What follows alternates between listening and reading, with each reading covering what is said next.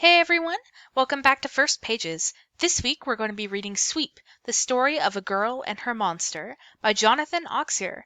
And before I get started, I just want to give you a little PSA. If you would like other genres or just other books than what you're getting every week or than what we're reading, I have previous books archived on my YouTube channel, which is Eliza's Creativity Corner. And from this video, which should be linked to my YouTube, you can go search and browse what books you like from there. And so if you're not enjoying the fantasy genre so much, there might be an informational, scientific narrative, historical narrative up there for you. Or maybe you just want to give a bedtime story to your little sister or brother and they need something like that, and you can just go on there and everything is archived. Or even if you want to just play back at the story you heard this week because you liked it and you wanted to figure out what it was again, it's all there for you. Eliza's Creativity Corner. Now I'm going to get started and read the blurb. We save ourselves by saving others. It's been 5 years since the sweep disappeared. Orphaned and alone, Nan Sparrow had no other choice but to work for a ruthless chimney sweep named Wilkie Crud. She spends her days sweeping out chimneys. The job is dangerous and thankless, but with her wits and will, Nan has managed to beat the deadly odds time and time again. When Nan gets stuck in a chimney fire, she fears the end has come. Instead, she wakes to find herself unharmed in an abandoned attic, and she is not alone. Huddled in the corner is a mysterious creature, a golem, made from soot and ash. Sweep is the story of a girl and her monster. Together, these two outcasts carve out a new life, saving each other in the process. Lyrically told by one of today's most powerful storytellers, Sweep is a heart-rending adventure about the everlasting gifts of friendship and wonder.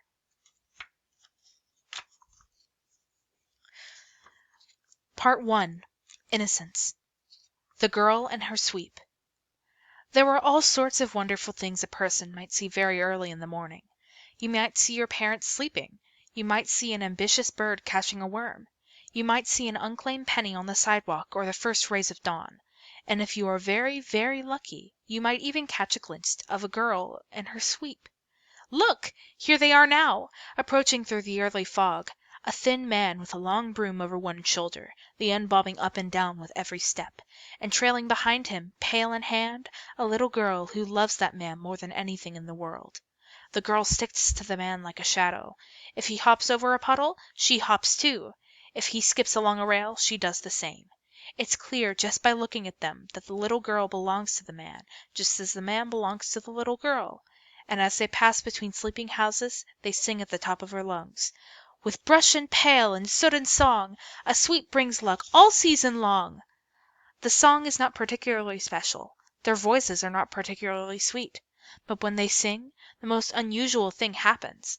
Instead of people snapping their windows shut to block out the sound, they rise from their beds, one by one, throw back the curtains, and decide to love the world just a little bit more. Parents suddenly feel the urge to hug their children. Children suddenly feel the urge to let them. And every person, young and old, spends the rest of the day softly humming the song of the girl and her sweep. For as long as the girl could remember, the sweep had been at her side. First he carried her in a sling over his back and fed her bottles of milk.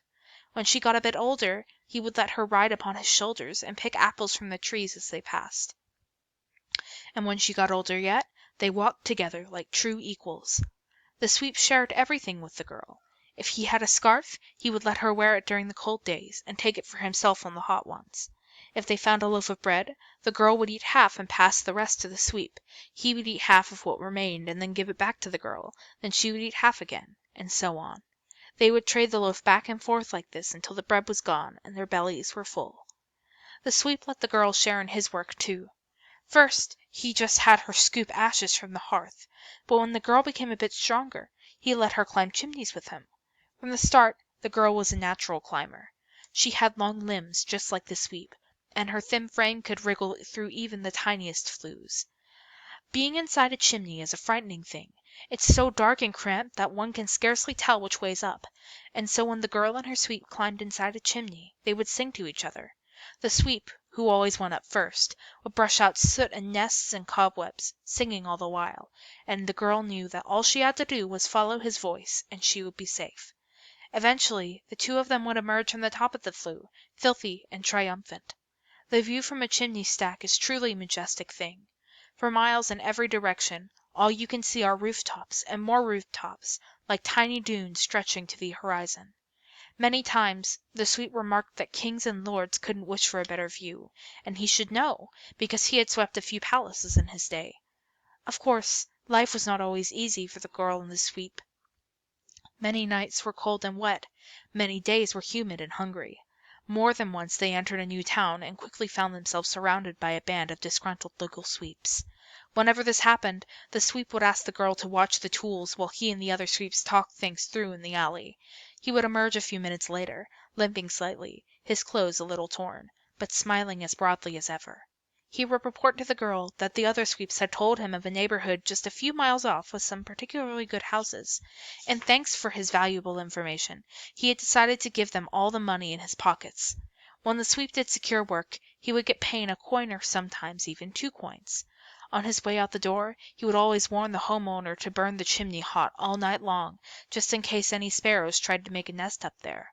This was a special joke between the girl and the sweep, and it was all the girl could do to not spoil things by laughing.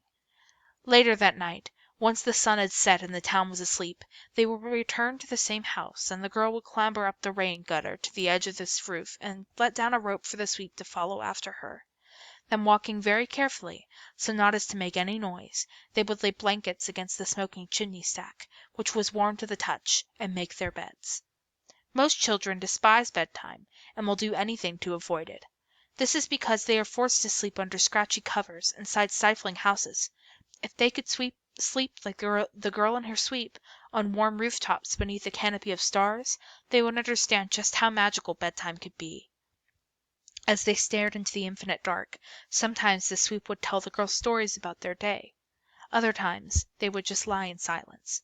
But every night ended the same way, with her falling asleep against his chest as he stroked her hair and sang her their special lullaby. With brush and pail and soot and song, a sweep brings luck all season long. As the sweep sang these words, the girl would drift off, dreaming of stars and seas and adventures, far, far away. And every night she slept soundly. This was the life of the girl knew it, knowing that she and the sweep would have each other forever. Oh, wait a minute. Voices in the Dark. Nan, tell us about the sweep. It was dark in the coal bin, but Nan could tell it was Newt who was asking. Newt was newest to Crud's crew. He was barely 6 years old. He didn't know all the rules. The first rule was you never asked about another climber about his life before. There were 5 climbing boys in the coal bin: Newt, Whittles, Shilling Tom, Roger, and Nan. Nan wasn't a boy, but you'd never know that to look at her. She was as grimy as the rest of them. "Who told you about the sweep?" Nan said. "Was it Roger?" "Keep me out of it, Cinderella," Roger muttered. He called Nan Cinderella because he thought it annoyed her. He was right. "No one told me," Newt said. "I dreamed about him. Last night I slept in your corner. I dreamed him and the girl were both singing to all the people, only I woke up before I could hear the words." This was the thing that happened, the dreaming. Every so often one of the boys would say he had dreamed about the sweep. Nan couldn't explain it. It seemed to happen whenever one of them fell asleep close to her. All she knew was that she didn't like it. The sweep was hers. "It was about you, wasn't it?" Newt whispered. "You're the girl from my dream." "No," Nan said. "I'm the girl who wants to go to sleep." She'd spent 14 hours climbing chimneys and knew there were more waiting for her tomorrow. "You're splashing in the wrong puddle, Newt," said a raspy voice by the slat windows. It was Whittles. He was only 8, but his voice sounded like an old man's on account of breathing too much chimney soot. "Me and Shilling Tom had been dreaming about the girl and her sweep for years. Not once have we gotten Nan to fess up that it's her." "Aye," said Shilling Tom. He was Whittle's best mate. "You might as well try to get a second helping from Trundle's pot." Trundles was the woman who cared for them, if you could call it that. I won't fess up because it's nonsense, Nan said. And it was nonsense. How could two people have the same dream? Is the sweep a real person? Newt asked. He sounds lovely. Much nicer than Master Crud. He whispered this last bit, just in case Crud could hear him upstairs. Sweeps aren't supposed to be lovely, Nan said. They're grimy and tough as stone, just like the chimneys. Maybe lovely wasn't a fine thing to call a person in Newt's old life, but he was a climber now. He wouldn't last long if he kept using words like that. She heard the boy move closer. Please, Nan? Her eyes had adjusted to the dim light, and she could see the outline of his head. With his curls shaved off, he really did look like a newt. They had named him well. Just tell me if he's real. I promise I won't tell the others. Don't beg. A climber never begs. That was another rule. Maybe I can sleep here next to you? He clasped her arm. Then I'll dream about him all on my own? Nan knew what the boy was saying. He thought that somehow the dreams were coming from her, which was impossible. She pulled away. Find your own corner. Aw, go easy on the kid. It was Whittles. It's only been a week since you know. He didn't say the rest. None of them knew what happened to Newt's family to have him end up here, but it had to have been bad. It was always bad. I'm not begging, Newt said, but it's a true fact. I can't sleep without a bedtime story. My mummy always says... He corrected himself. Always said... His voice faltered. It's just, I thought hearing a story about the sweep might help me fall asleep. Nan remembered when she had felt the same way. That was a long time ago. That was before. I can tell you about the sweep. Roger had crawled out from his spot under the stairs. He was Cinderella's old master before Crud snatched her up. Roger was the oldest climber on the team and knew about her life before. She hated him for that. Only to hear Nan tell it, that sweep was like a prince stepped right out of some fairy story. But he's no prince, believe me. Why, she was hardly your age when that sweep of hers up and... That's enough, Nan said. I'll say what's enough, Roger shot back. Do you know the really sad part? 5 years on, and she still thinks she's coming back. How's that for... You shut your mouth! There was violence in her voice. She could feel everyone in the room watching her. Whittles broke the silence. A fight between Nan and Roger? Now that I'd pay to see. Shilling Tom laughed. I got a shilling here that says Nan lays him out flat. Nan heard him flip his prize coin and catch it. In all her years of working with Shilling Tom, she had never actually seen the coin, which he kept hidden safely so that other boys wouldn't take it. Save your money, Nan said. She didn't need them goading Roger into a fight. He was twice her size and fought dirty. She glanced up at the window. Dawn would be coming in a few hours, and they would all be back on the streets, brooms in hand. She suddenly felt very tired. Go to sleep, she whispered to Newt. You've got your first climb tomorrow, and we wouldn't want you to nod off in the flu. This was meant to be a joke, but it was not a funny one, because that had happened once to a boy named Hiho. He had broken both legs and ended up a beggar. Nan listened as Newt made sort of a whimper and retreated to the far wall of the coal bin. He would cry himself to sleep, as he'd done the nights previous, but eventually he would get over it. Nan brushed the loose clumps of coal from the floor and rolled over on her side, knees to her chest.